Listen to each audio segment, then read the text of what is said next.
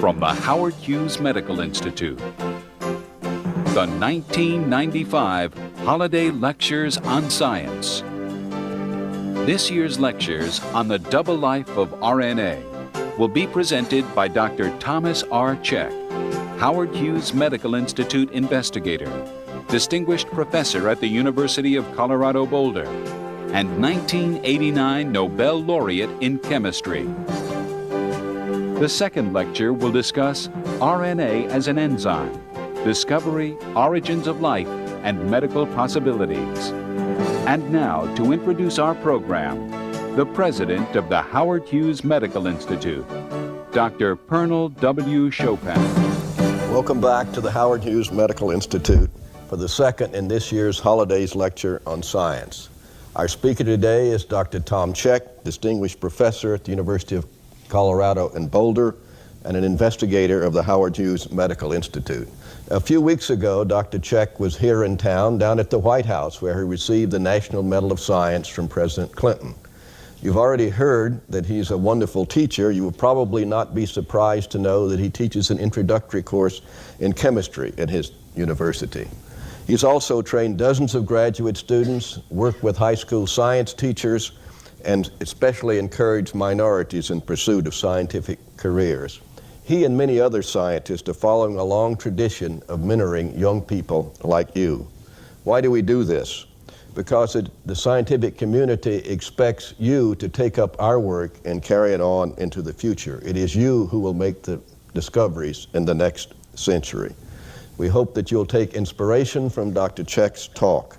There's a revolution going on in medical research. Molecular biology is going to change all of our lives, not just in medicine, but in agriculture and many other fields. We hope that you'll be inspired by what you hear today.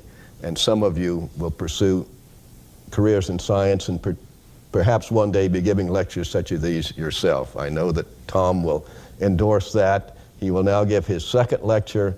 His title, RNA is an Enzyme, Discovery, Origins of Life, and Medical Possibilities. Tom Cech.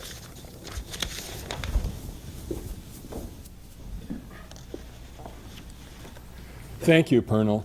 You can see that I've changed sweaters. I've got my historian's sweater on now because I would like to take a step back and answer a question which I know is always in students' minds, which is, how do you find out this kind of stuff anyway? You know, how does one make a new discovery? And before I address that question and then also talk about some of the unexpected spin-offs that came from the research, things that certainly weren't on our minds at the times we were doing the experiments, I'd like to just review or recap a little bit from the last lecture. So remember that we're focusing on ribonucleic acid, or RNA, this intermediary in the transfer of information from DNA to RNA to protein, because it shares with DNA the ability to transmit biological information, but also shares with protein the ability to speed up in a very specific way biochemical reactions. And that we're used to thinking of a biological catalyst as being a protein enzyme, active site cleft, that has a disposition of chemical groups in the active site of the protein that recognize and bind out of all of the myriad of tiny molecules in a cell. It's specific for binding one sort of molecule, in this case a small sugar, because it has a surface in that active site cleft which is complementary to the surface of the small substrate molecule. What do I mean by complementary?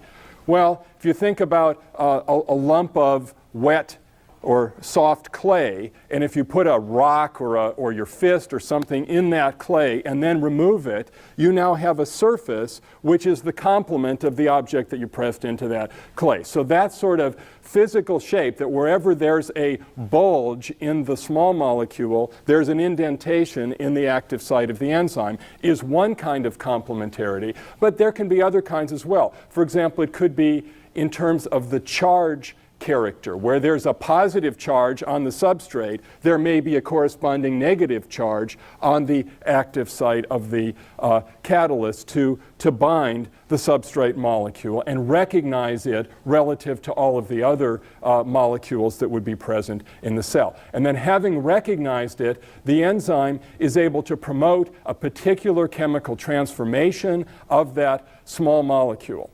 And it does that by stabilizing something called a transition state, which is a halfway point between the original molecule before the reaction and the products. And by stabilizing that halfway point, it actually speeds up the course of the transformation. So that's been known about protein enzymes for a long time. And then we went on to say that ribonucleic acid, because of its single-stranded nature and sometimes taking advantage of not only base pairing between the strands as seen in tRNA, but also taking advantage of that 2' OH group, which is 2' just specifies a particular position